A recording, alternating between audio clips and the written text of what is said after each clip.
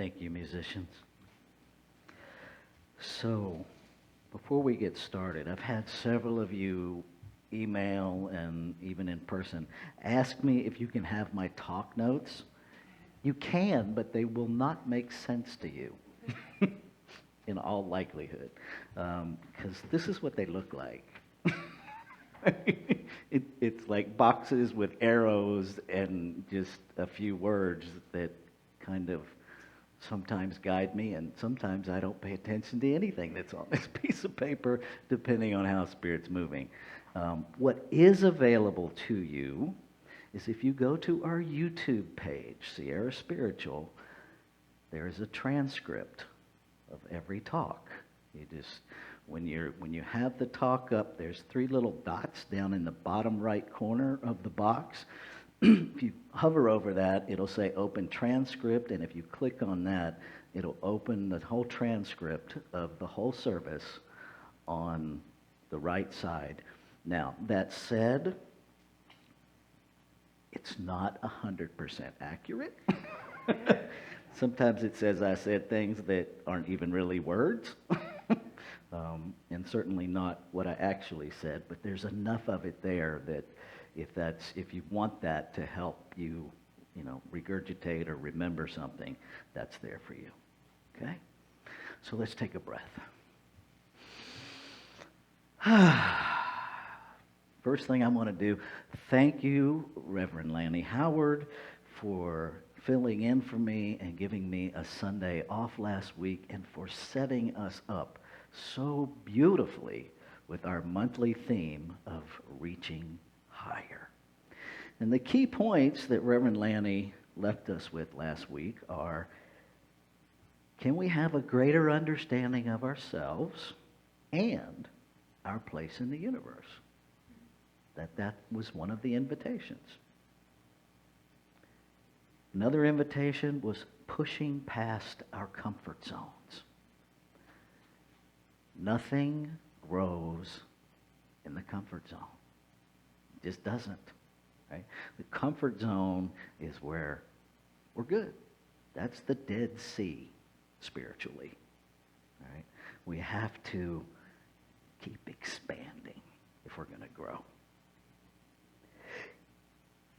Our invitation to use our understanding in innovative ways. Doesn't mean we abandon what we've learned. It means we put it to work growing new things.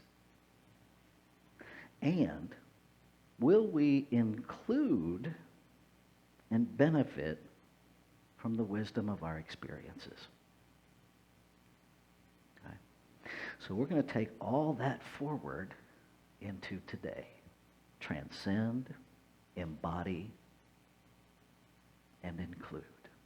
So what does transcend actually mean? I talked to a couple of folks. Most people are of the opinion that transcend means to rise above, as if to get away from something. Transcend actually means the root to climb across. To climb across. To transcend. To literally climb up to a higher point. But that very much keeps us connected, because I'm pretty sure if I'm climbing, I got to be on something. Otherwise, I'm flying. Yes? So instead of trying to get away from, perhaps the call to transcendence is a reframe to actually use where we are to get to a higher place. Okay? What does embody mean? Embody literally means that, to embody, to make it an inseparable part of the whole. Okay? It comes from the Latin root incorporate. Okay? Now, we know that we're already everything we're trying to embody. So embodiment is literally shifting our awareness to what already is. And perhaps we need to transcend, to climb across our current thinking in order to get to a new horizon where we can see something different. Right? I know many of you are hikers. And if you're at the foot of the mountain, you see the mountain. But you don't see what's beyond the mountain. The only way to see what's beyond the mountain is to transcend the mountain, to climb across it. And now we have a different viewpoint. And so perhaps we can start transcending our current thoughts, whatever they are. Even if they're magnificent thoughts, there's a more magnificent thought available. We don't have to be limited in our magnificence. There's more. Deborah and I, one of our silly spiritual practices is every time we see which store is it? It's not, it might be Save Mart. No, Grocery Warehouse. That used to have those commercials. But wait, there's more. And so every time we see one of those, we sing that little thing because it just reminds us there's more. There's more. We sometimes sing it when we're in a struggle. It's like, but wait, there's more. Keep going.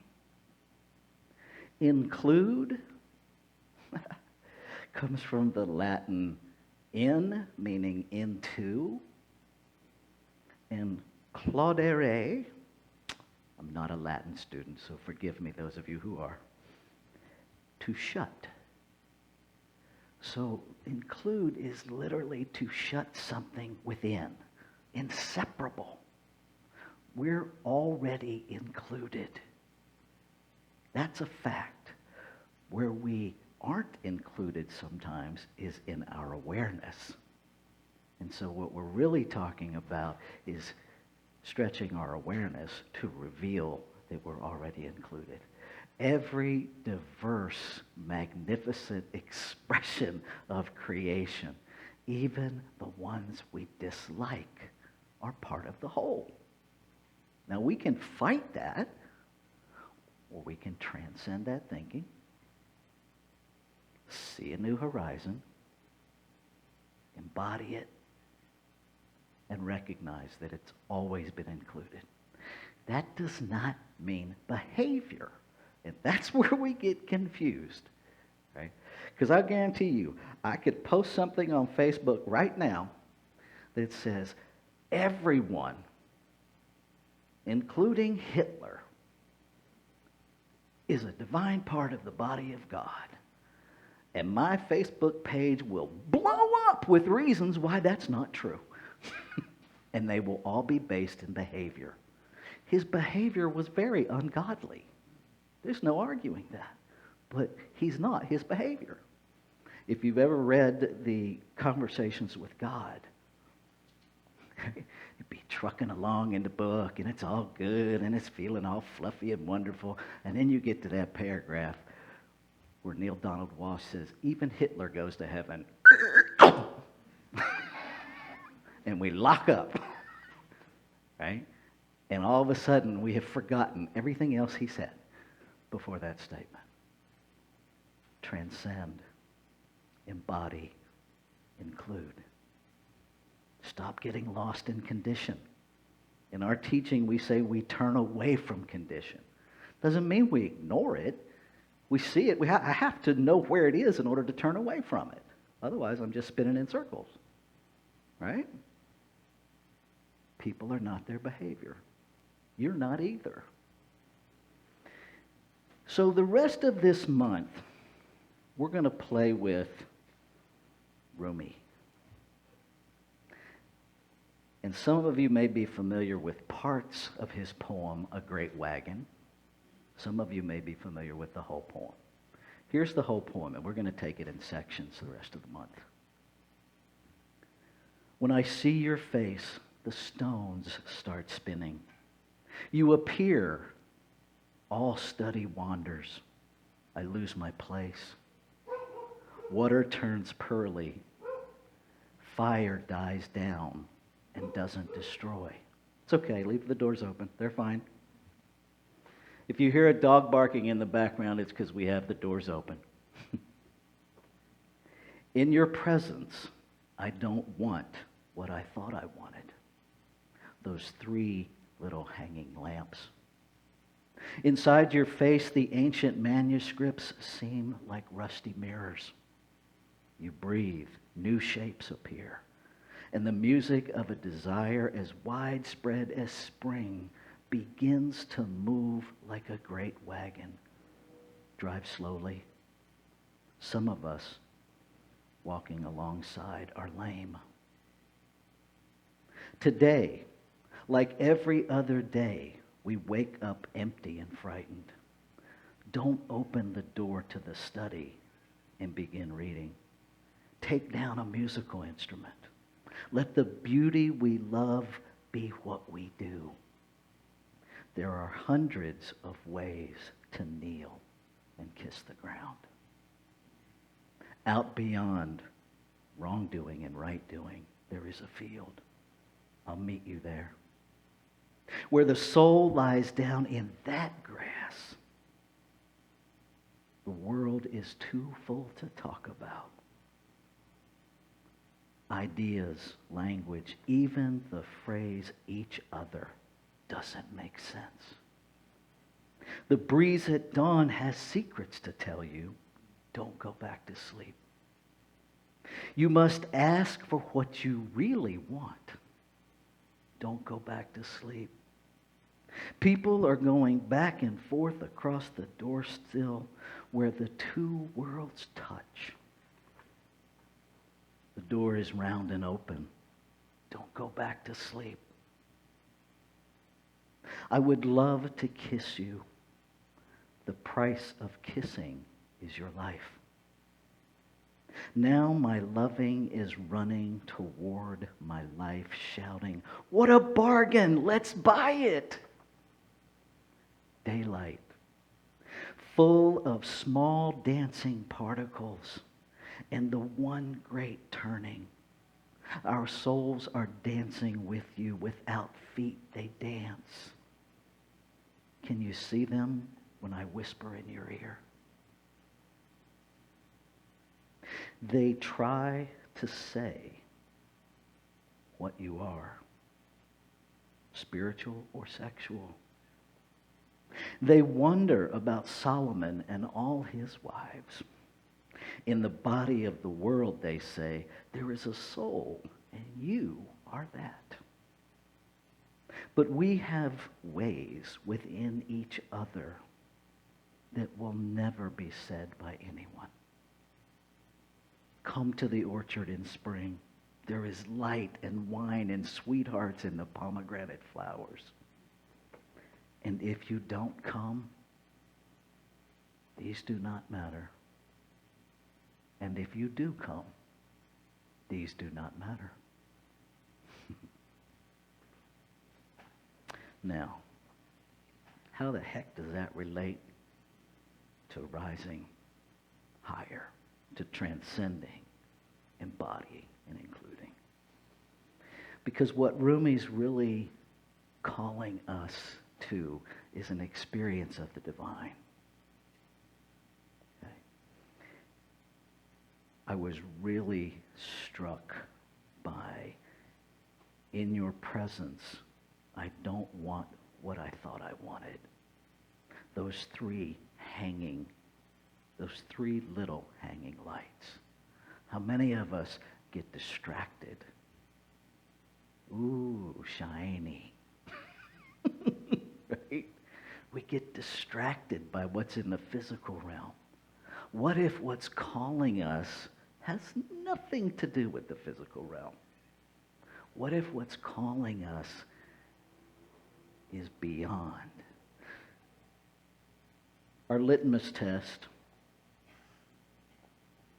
is the purpose of Science of Mind, page 448, if you happen to have a book.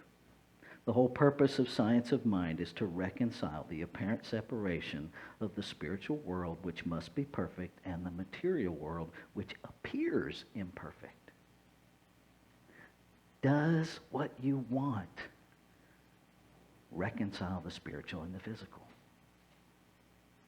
If that's our litmus test, things become much simpler.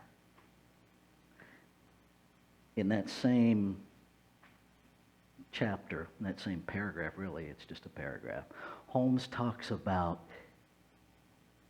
we can only go where our perception allows us to go. Okay? So, are you willing to transcend your current perception to see beyond? Is my spiritual practice, is my faith seeing beyond the horizon? Or am I stuck on the shore, content to believe that there's nothing beyond the horizon? That that's literally where things stop. If we had done that, I'm pretty sure we wouldn't be residing where we're residing right now. Because it took the courage of someone challenging the horizon in the ocean to get to these shores. Now, what happened after that, that's a whole nother talk. We're not even going down that rabbit hole. Are we willing to challenge the horizon? Are we willing to know that there's something beyond it that is magnificent?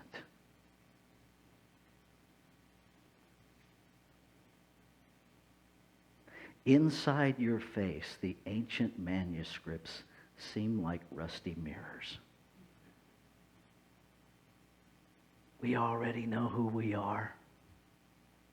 We are those ancient manuscripts. They're not something outside of us to seek.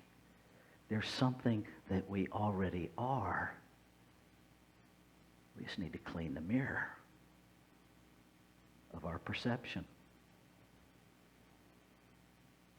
Many of us spent, yesterday in particular, but days leading up to yesterday, remembering the events of 9/11 20 years ago. And there are lessons in that for us in terms of transcending and embodying, particularly with Flight 93.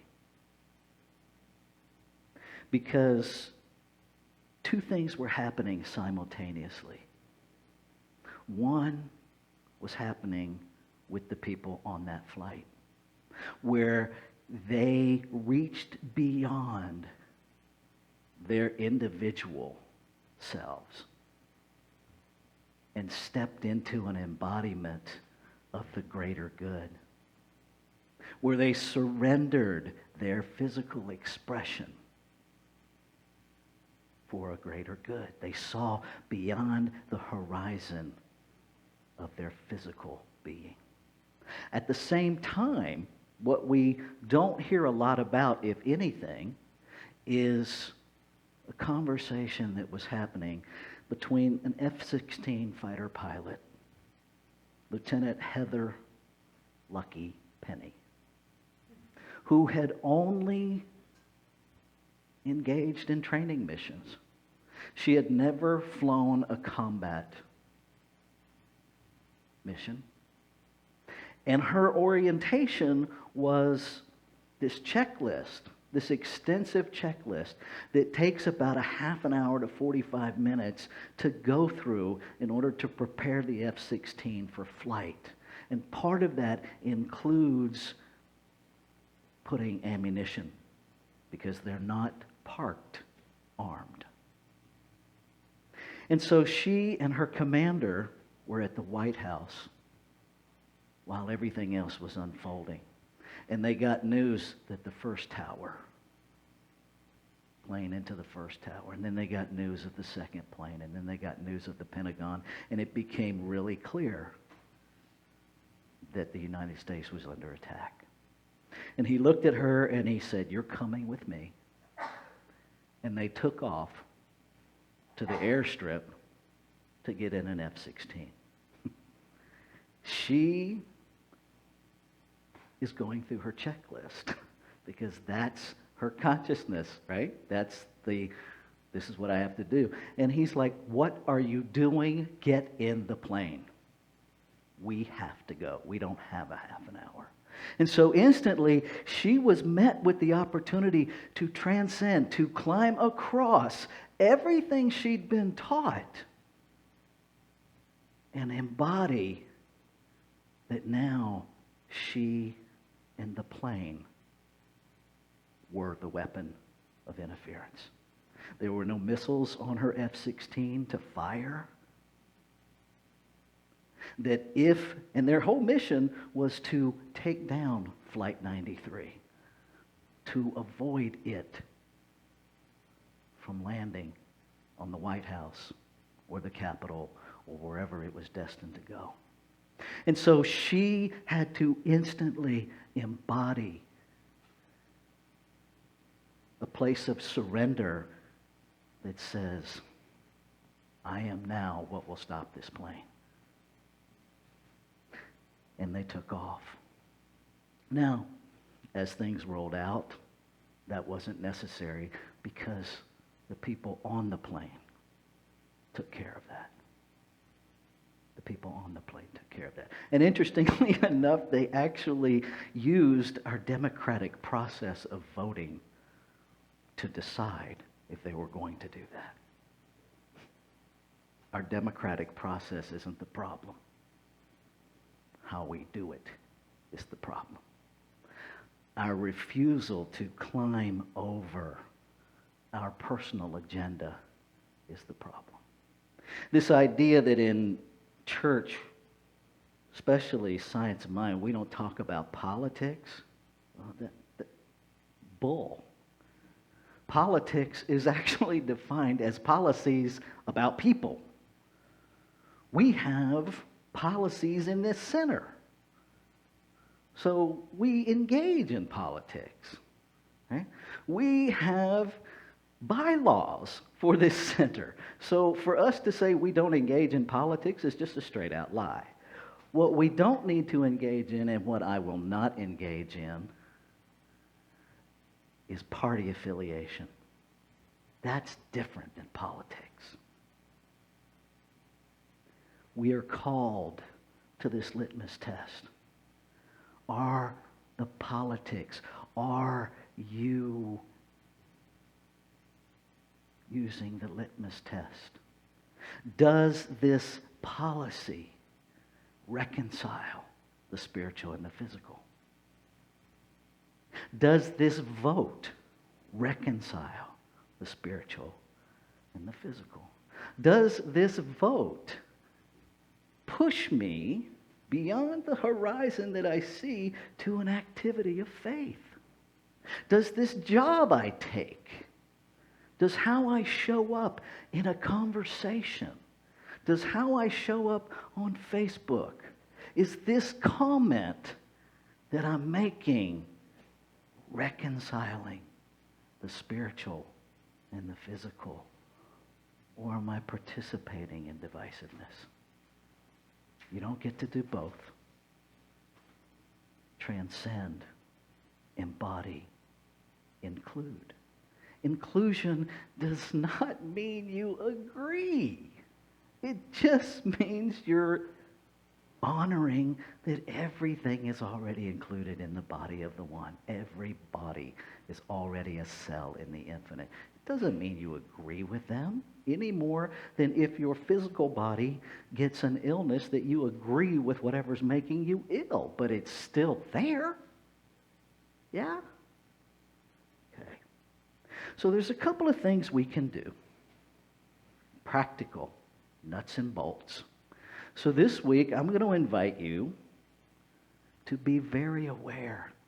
Are you recognizing and honoring the image of God, spirit, life, love, whatever word works for you, in every human being? Yep, That's what I just invited you to do. Every single one. Especially the ones that you don't like. Especially them. Are you willing to exhibit personal authenticity? Are you willing to be exactly who you came here to be, no matter what opinion somebody has of you? Are you willing to stop playing small? Are you willing to stop playing nice? This is especially for women. One of the worst things that we do in our culture is teach women to be nice. No man is ever taught to be nice. Okay? Being nice is social code for acquiesce, pretend like you don't have a mind or an opinion, and defer to men. Let that crap go. Seriously. We are all of equal value.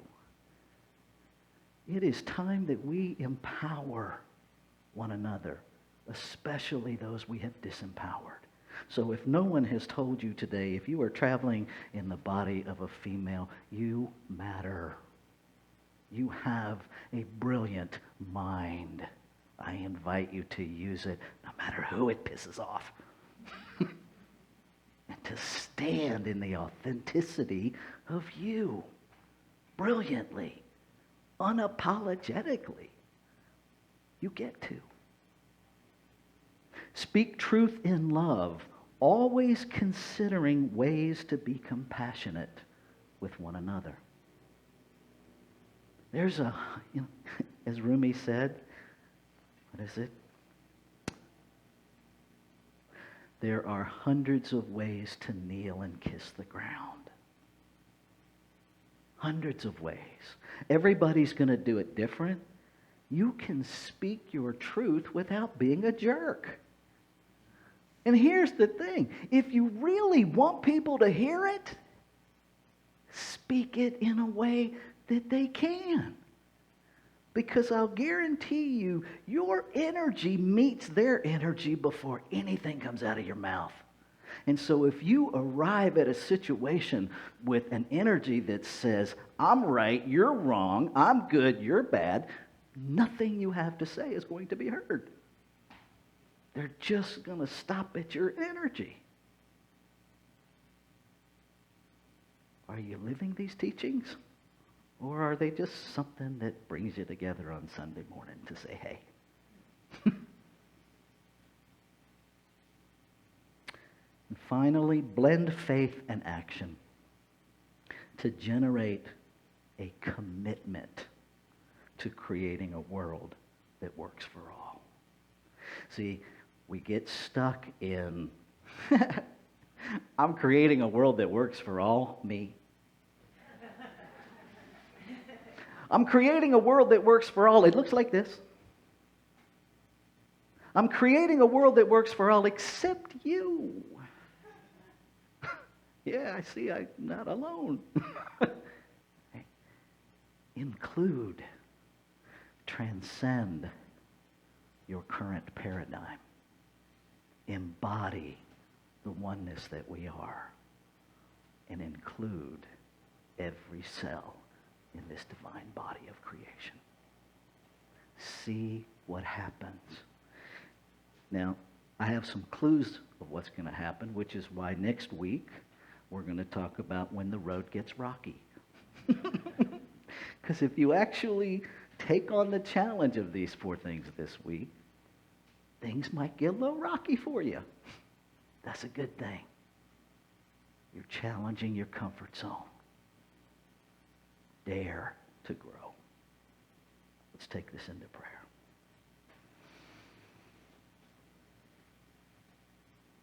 So grateful to be reminded.